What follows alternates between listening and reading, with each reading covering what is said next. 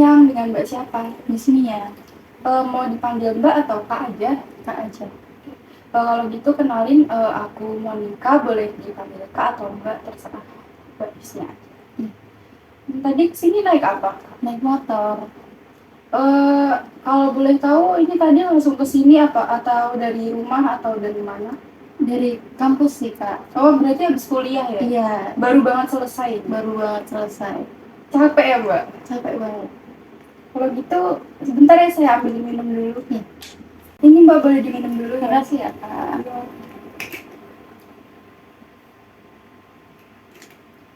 Udah Mbak? Udah. Tadi Mbaknya kan bilang kalau abis kuliah ya langsung ke sini. Iya. Panas-panasan ya Mbak pastinya. Panas banget Kak Surabaya. Kalau boleh tahu kuliahnya Mbaknya di mana? Di UNESA. UNESA. Teman saya juga ada sih yang di UNESA. Kalau boleh tahu emang jurusannya Mbaknya? Saya jurusan ilmu keolahragaan. Kalau teman saya itu yang sebenarnya bukan teman sih, kayak ya klien juga sama kayak Mbak itu jurusannya PJKR kalau nggak salah. Oh iya, satu fakultas. Itu deketan atau gimana Mbak? Deket lumayan, deket prodinya. Mbaknya berarti sini pas banget abis mata kuliah ya? Iya. Jadinya pastinya kan pusing gitu. Lumayan sih. Apa nggak apa-apa Mbaknya mau cerita sekarang gitu? Mbaknya udah siap berarti ya? Siap Kak. Kalau gitu kabar hari ini tuh gimana Mbak? Biasa aja sih, sama kayak hari-hari sebelumnya, ya gitu-gitu aja. Oh gitu-gitu aja, kesibukannya soalnya kuliah gitu ya Mbak? Iya, kuliah, terus kalau weekend pulang, terus balik lagi kuliah, gitu-gitu aja Kak. Jadi cuma kayak kuliah pulang gitu ya? Mbaknya nggak ikut organisasi atau apa? Kebetulan enggak sih.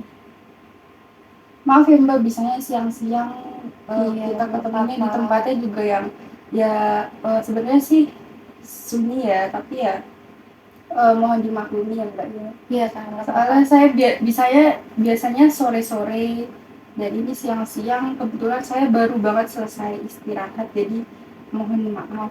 Iya Kak, nggak apa-apa. Mbaknya tahu tempat ini dari mana Mbak? Dari temannya teman saya, kebetulan direkomendasikan gitu. Kalau pengen cerita-cerita di sini tempatnya gitu. Berarti temannya teman Mbaknya itu pernah cerita ke saya atau kayaknya pernah deh Kak. Ya. Mungkin saya kayaknya kalau Mbak bilang namanya juga kayaknya saya udah lupa sih Mbak ya. Soalnya ya gimana ya, nggak cuma itu gitu. Kalau gitu ini Mbaknya baru pertama kali ngelakuin sesi konseling ini atau sebelumnya udah pernah gitu? Baru pertama kali sih Kak. Saya kayak kalau dari cerita teman-teman saya tuh kayak dia habis dari sini terus ngerasa lebih lega, terus kayak oh apa coba aja gitu ya. Jadi kayak coba dulu deh, kalau bisa lega ya nanti mungkin bisa saya lagi ya. Berarti Mbaknya belum tahu menau tentang konseling gitu ya? Belum tahu Kak. Jadi saya izin dijelasin sedikit ya kayak. Jadi konseling ini tuh kayak proses bantuan dari konselor atau saya ke konselis sama Mbaknya tuh biar kalau pengen cerita atau pengen butuh bantuan atau ya mungkin sekedar mencurahkan isi hati itu bisa ke saya gitu. Dan di dalam sesi konseling ini tuh ada sebenarnya banyak asas, tapi saya cukup nyebutin 3 asas aja. Yang pertama ada asas keterbukaan. Jadi di sini nanti Mbak Yusninya bebas mau menyampaikan cerita apa aja, apa yang dirasain sekarang atau gimana ke saya tanpa ada yang ditutup-tutupi. Dan yang kedua ada asas kesukarelaan. Jadi di sini Mbak Yusninya datang nih nggak ada paksaan kan ya? Nggak ada Kak, saya sukarela. Jadi yaitu asas kesukarelaan. Terus yang ketiga ada asas kerahasiaan. Jadi di sini cerita apapun yang Mbak Yusnia ceritakan ke saya itu nggak bakal menyebar kemana-mana, dan pastinya saya juga seorang konselor yang ada kode etiknya, jadi ya dijamin aman kerahasiaannya. Di sini juga ada dikasih waktu selama 30-40 menit. Misalnya emang sesi konseling ini kurang, nanti di minggu depan atau di sesi selanjutnya kita bisa lanjutin lagi. sampai sini ada yang ditanyakan belum? Belum ada sih Kak kalau sekarang. Tadi kan Mbak Isnya bilang kalau kabar hari ini tuh kayak biasa aja sama kayak kemarin. Iya. Nah pastinya kan di sini ada sesuatu yang membawa Mbak Isnya ke sini dan pastinya ingin diceritakan. Nah, kira-kira tuh apa sih yang pengen Mbak Isnya sampaikan? Jadi gini Kak, saya kan ini anak kedua dari 3 bersaudara, perempuan semua kebetulan. Nah, karena itu tuh kayak mungkin ini banyak problem dari anak kedua banyak orang ya. Jadi kayak saya tuh kurang diperhatikan, bukan sama keluarga aja, tapi kadang juga sama orang sekitar. Terus kayak saya tuh ngerasa gimana ya, kurang didengar gitu Kak. Misal saya kayak cuma pengen cerita hal-hal kecil ke keluarga saya, tapi ternyata mereka punya kesibukan yang lebih. Jadi kayak saya merasa kurang diperhatikan. Terus kalau sama orang-orang atau sama temen gitu kadang juga sering begitu. Jadi saya merasa tuh saya selalu kurang gitu loh Pak. Jadi tadi Mbak Isnya itu anak kedua ya dari Iya. 3 bersaudara. Anak tengah ya Mbak ya. Iya. Jadi Mbak Isnya ngerasa kayak jarang didengerin apa yang Mbak Isnya omong, terus juga pastinya ngerasa kesepian nggak Mbak? Sering sih, sering. Walaupun ada saudara itu Mbak Isnya jarang ngobrol atau jarang ketemu gitu. Kalau sama saudara itu ya kalau ketemu cuma ala kadarnya, cuma emang saya kadang yang sering eee, jarang ngobrol sama mereka. Kadang juga saya ngerasa kayak ya udah mau ngapain gitu, nggak ngapa-ngapain kalau ketemu orang pun. Tadi kan Mbak Isnya bilang kalau jarang didengerin ya. Iya. Nah, kapan Mbak Isnya ini ngerasa kayak Mbak Isnya ini nggak didengerin sama mereka gitu? Misal saya cuma pengen cerita, "Oh hari ini tuh saya lagi seneng," misal dosennya tuh lagi baik, kuliah dari dosen baik, terus kayak pengen sekedar cerita ke orang tua atau orang-orang terdekat, tapi tuh ternyata mereka lagi asik ngobrol sama orang lain atau gimana, jadi saya kayak ngerasa nggak diperhatikan, nggak didengar gitu. Jadi pas Mbak Isnya ngerasa nggak didengerin tuh pas mereka kayak Mbak Yusnia pengen cerita tapi mereka malah nggak ngedengerin, sibuk sendiri gitu. gitu. Berarti kejadian ini tuh kira-kira pernah ada di pas kecil atau pas sebelumnya itu pernah kejadian kayak gini nggak? Atau baru-baru ini Mbak Yusnia ngerasa? Kalau itu sih kayaknya dari dulu udah pernah terjadi ya Kak, mungkin terus ngerasanya tuh dari mungkin kayak mulai puber, karena kalau remaja masih labil-labilnya kalau lagi nggak didengar tuh kan pasti merasa sedih, sakit hati, terus kayak nggak diperhatikan, apalagi kalau yang nggak memperhatikan tuh orang tua. Jadi merasa sedih aja gitu sih Kak, dari udah beberapa tahun belakang gitu. Yang bikin terus Mbak Yusnia tuh sekarang memutuskan untuk nggak cerita ke mereka atau Mbak Yusnia masih cerita tapi tetap gak didengerin atau gimana? Kalau saya sih kalau masih ada beberapa momen kayak saya pengen cerita, saya keluarkan. Kalau mereka emang tetap nggak dengar ya udah, tapi kalau mereka dengar ya saya seneng, tapi kalau nggak didengar ya udah saya diem aja. Tapi saya tetap berusaha buat cerita-cerita ke mereka. Tapi Mbak Yusnia tuh ada sedikit rasa kayak males gak sih, kayak jadi kayak udahlah nggak usah cerita nih, nanti nggak bakal didengar sama mereka, itu ada nggak kira-kira? Sering sih Kak, tapi aku balik lagi mikir kalau aku nggak cerita tuh aku malah makin nggak diperhatiin, makin nggak didengar lagi. Tapi kalau aku coba-coba mungkin aja suatu saat kayak, wah aku didengar nih, aku diperhatiin nih gitu. Jadi karena itu juga Mbak Yusnia jadi ngerasa kayak males cerita ke mereka dan gak cuma ke keluarga ya, kalau saya dengar tadi ke teman-teman juga kayak jadi kayak males gitu. Iya, kalau sama teman-teman tuh kadang kayak udah males, tapi kalau sama keluarga tuh saya kayak selalu berusaha buat selalu cerita gitu Kak, tahu aja kan kapan hari gitu saya bakal didengar, saya bakal diperhatiin. Jadi kayak kalau sama keluarga saya tetap usaha, tapi kalau sama teman tuh kadang kalau rasa malas tuh selalu ada gitu. Jadi sekarang udah jarang banget cerita. Berarti kalau misalnya temen ada di waktu di mana teman-teman Mbak Yusnya itu cerita, terus pokoknya semua cerita itu Mbak Yusnya berarti cuma dengerin aja atau mau pernah ada rasa ingin ikut cerita tapi nggak, jadi kayak nggak yakin gitu. Kalau rasa pengen cerita tuh ada ya Kak, kalau teman-teman pada cerita-cerita semua, pasti kan kita juga ngerasain pengen deh juga cerita juga gitu. Tapi ya gitu, jarang, kadang tuh kayak ditumpuk gitu loh Kak. Misal kayak teman cerita, itu kita bisa ngasih solusi. Nah giliran yang cerita bukan yang dikasih solusi, tapi kadang ada nasib gitu jadinya. Jadi kalau sama temen makanya bikin malas tuh itu.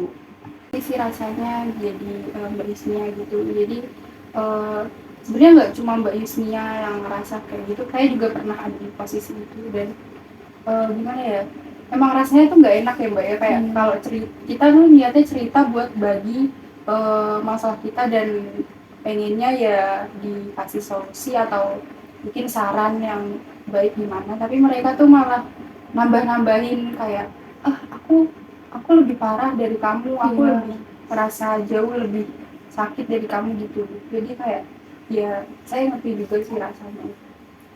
Ya kan, jadi kayak awalnya cuma pengen bukan bagi masalah sih sebenarnya, kayak bagi perasaan aja, ngasih tahu aku tuh lagi sedih, aku lagi senang atau lagi gimana, tapi ternyata nggak tersampaikan dengan baik gitu loh Kak. Tapi ke keluarga gitu nggak pernah di kayak apa ya, kayak diadu nasib gitu kah, atau mungkin dikasih saran atau yang baik gimana gitu, apa cuma didengerin aja?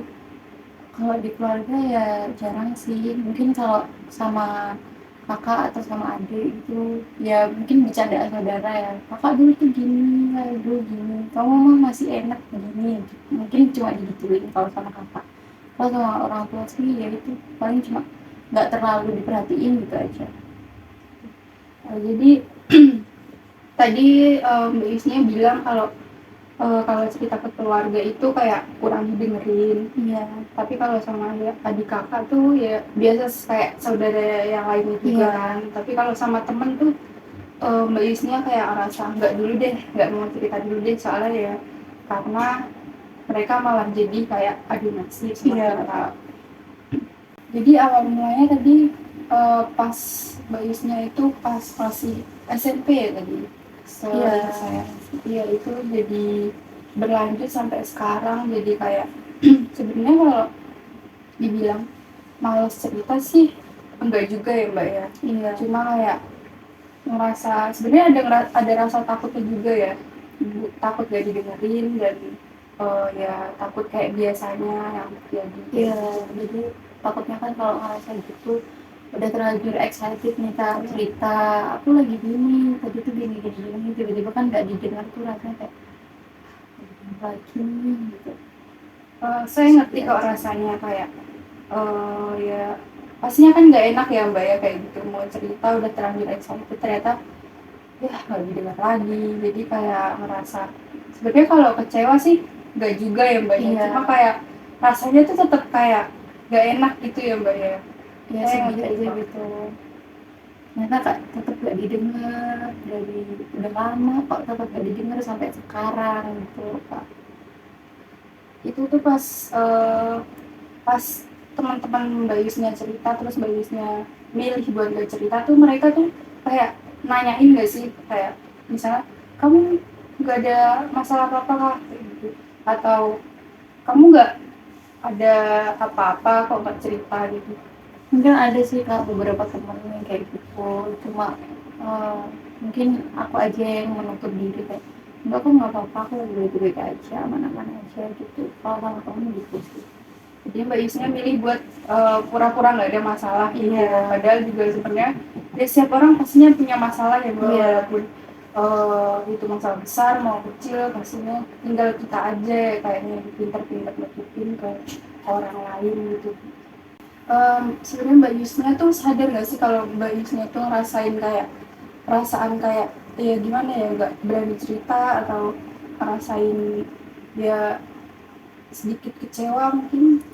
Ngerasa sih Kak, jadi kayak kalau lagi ngerasa gitu tuh kayak bebek kadang tuh kayak mau menutup diri aja terus dari semua orang, terus kadang merasa ya udahlah, aku sendiri aja, nggak usah kenal orang-orang, percuma juga kalau cerita ke siapapun juga nggak bakal didengar gitu. Jadi ya udah sendiri aja gitu. Jadi Mbak Yusnya di sini tuh sebenarnya sadar sama apa yang Mbak Yusnya rasain ke diri sendiri, dan juga Mbak Yusnya nih ngerasa kesepian juga berarti ya. Ngerasa sih Kak, ngerasa kesepian banget kadang, apalagi kalau lagi kuliah itu kan jauh dari rumah ya, terus di kos sendiri itu rasanya sepi banget, nggak ada temen buat cerita atau buat mencurahkan hati, itu nggak ada, jadi sepi banget gitu sendiri. Pas lagi ngerasa kesepian kayak gitu tuh Mbak Isnya tuh milih ngelakuin apa biar kayak mungkin bantu Mbak Isnya ngilangin rasa kesepian itu, misalnya kayak ngelakuin kegiatan atau ngapain itu Mbak Isnya udah coba atau Kalau dari aku sendiri tuh kadang aku berusaha kayak kalau lagi pengen sedih itu kadang sambil nonton gitu Kak, jadi nonton apapun, drama atau film atau apapun, terus kalau ada yang sedih itu sambil dilakukan aja, sambil ngerasain, sambil nginget-nginget yang sedih-sedih kemarin, kecewanya ke orang-orang itu kayak dirasain, terus saya nangis gitu aja. Terus kalau lagi pengen cerita gitu saya coba kayak mungkin nulis atau bikin cerita gitu di buku ataupun di sosial media saya atau di catatan di HP saya gitu. tapi Mbak Isnya ini nggak pernah coba buat telepon ke orang tua atau keluarga gitu, belum pernah? Kalau telepon sih, kalau aku lagi jauh sih mungkin, kalau nggak setiap sore itu ya 2 hari sekali sih.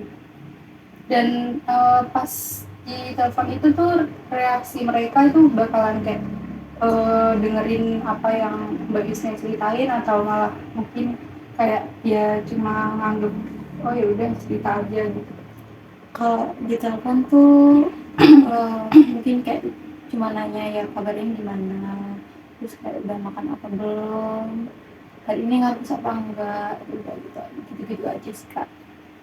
Misalnya pas ngerasa kesepian itu tuh mengganggu gak sih ke keseharian Mbak Isnya, kayak ganggu kuliah atau ganggu aktivitas sehari-hari gitu, kayak kan Mbak Isnya kan pastinya ngerasa kayak stres kan ya, soalnya kan nggak bisa ngungkapin masalah Mbak Isnya sendiri, jadi dipendem gitu, kira-kira ganggu nggak? Kalau sama kuliah tuh alhamdulillahnya nggak keganggu sih ya Kak, tapi kalau sama diri sendiri terus sama uh, kehidupan saya tuh ganggunya tuh jadi sedikit kurang tidur, kayak nggak bisa tidur kalau malam, terus baru bisa tidur tuh biasanya kalau nggak habis sholat subuh, kalau nggak ya dini hari itu baru bisa tidur sih Kak.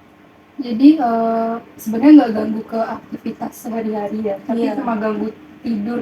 Tapi Iya. kalau makan kira-kira kepikiran nggak, jadi nggak doyan makan atau mungkin nggak makan sama sekali? Enggak sih Kak, kalau makannya cuma ganggu tidur aja. Tapi selain itu berarti aman ya? Aman sih Kak. Sebenarnya wajar sih Mbak merasa kayak ya keganggu jam tidurnya, soalnya kan mau gimana pun pasti kepikiran ya, apalagi misalnya ada masalah yang ganggu banget tapi Mbak Isnya nggak tahu mau cerita ke siapa gitu. Dan itu juga sebenarnya lama-kelamaan dampaknya buruk sih Mbak bagi kesehatan. Misalkan kurang tidur juga nggak baik ya Mbak, mau gimana pun. Tapi ya mau gimana lagi, itu juga yang Mbak Isnya rasain pas itu, jadi kayak ya udah Mbak Isnya itu ngerasa nggak Mbak Isnya ngerasa kenapa-napa tuh nggak masalah.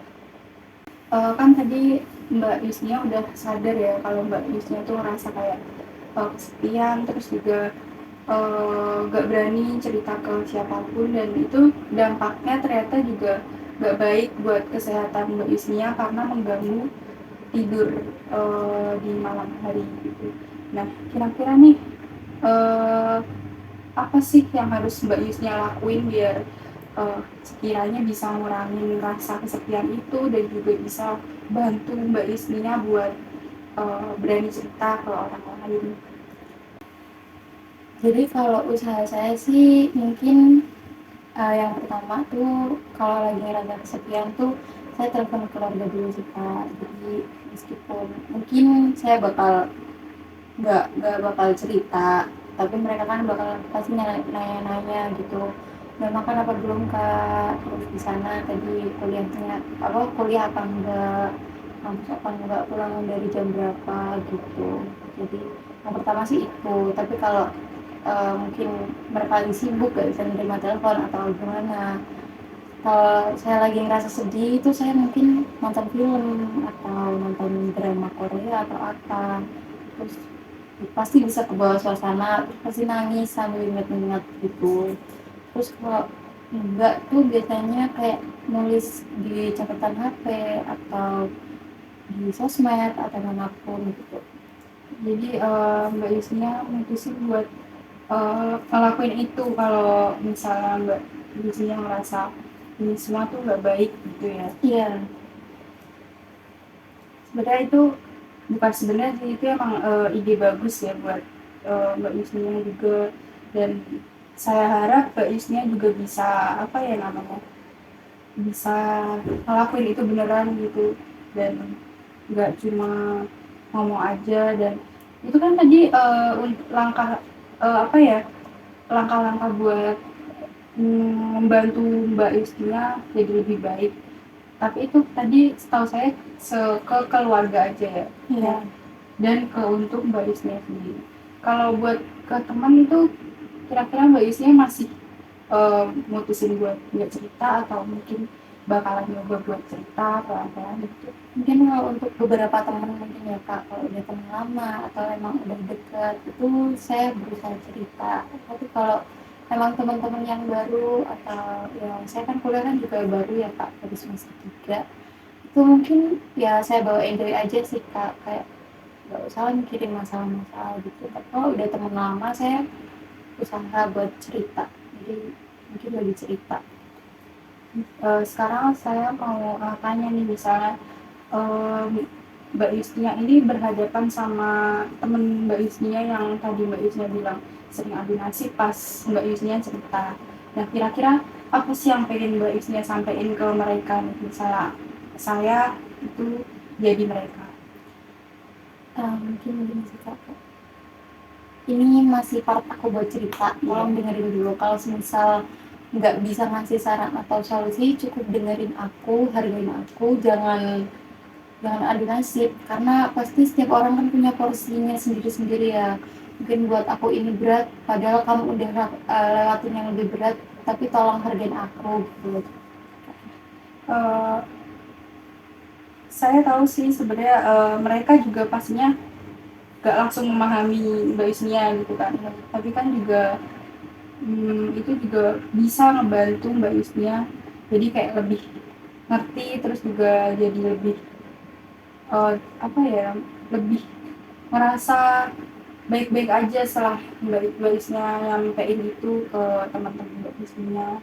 Jadi Mbak Yusnia bisa jujur ke diri sendiri kalau Mbak Yusnia itu sebenarnya juga nggak baik-baik aja, nggak kayak yang mereka kira. Soalnya Mbak Yusnia kan jarang cerita kan, bahkan hampir nggak pernah. Jadi itu keputusan yang baik sih Mbak Yusnia. Mungkin nanti misalnya Mbak Yusnia mau bilang ada keberatan sama apa yang Mbak Yusnia putusin tadi buat ngelakuin tadi, itu mungkin bisa cek saya di WA atau di Mbak Yusnia mau ketemu juga boleh. Sebelum sesi konseling ini berakhir, saya mau coba buat ngerangkum tadi dari awal Mbak Yusnia cerita sampai keputusan Mbak Yusnia. Apakah Mbak Yusnia bersedia?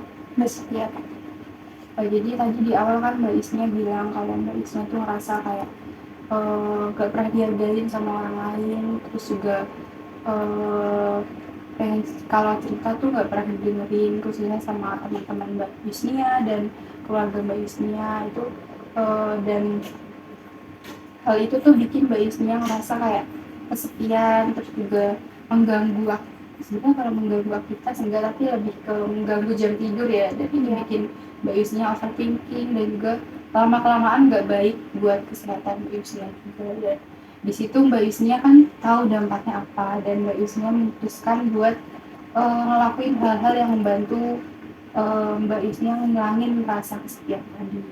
Nah, pertama itu tadi Mbak Yusnya pas ngerasain hal itu Mbak Yusnya coba buat telepon orang tua ya, dan misalnya mereka lagi sibuk, Mbak Yusnya coba buat nonton film ya tadi.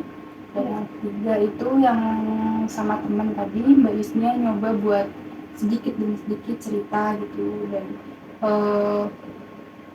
bangun apa ya, keberanian buat cerita gitu. Kira-kira itu tadi sih Mbak. Iya Kak, kurang lebih ya seperti itu yang saya rasakan selama ini dan saya lakukan. Saya harap keputusan Mbak Yusnya tadi untuk melakukan hal-hal yang membantu tadi itu beneran Mbak Yusnya lakuin ya, atau mungkin boleh dicatat, misal Mbak Yusnya lupa atau gimana, mungkin Mbak Yusnya boleh dicatat atau dijadiin nggak harus dijadiin alarm sih, mungkin ya diingat-ingat aja, pokoknya pas lagi ngerasa hal itu Mbak Yusnya harus memberanikan diri. Selain itu apa ada yang ingin diceritakan lagi Mbak?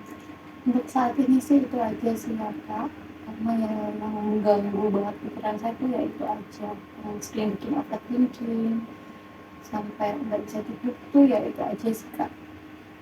Jadi setelah sesi konseling tadi tuh gimana perasaan Mbak Yusnya sekarang? Apakah jauh lebih baik dari sebelumnya atau masih sama aja kayak yang tadi? Kalau sekarang sih jauh lebih lega ya Kak, ya akhirnya bisa didengar gitu, dikasih saran, lebih lega aja sih Kak. Saya mau ucapin terima kasih banyak buat Mbak Yusnya udah beraniin diri buat cerita ke saya, dan pastinya ini kan juga nggak mudah ya Mbak buat ceritain ke orang lain, perlu keberanian juga. Dan tadi seperti yang Mbak Yusnya bilang kan, Mbak Yusnya juga ada ketakutan tersendiri ya buat cerita ke orang lain karena takut gak didengar.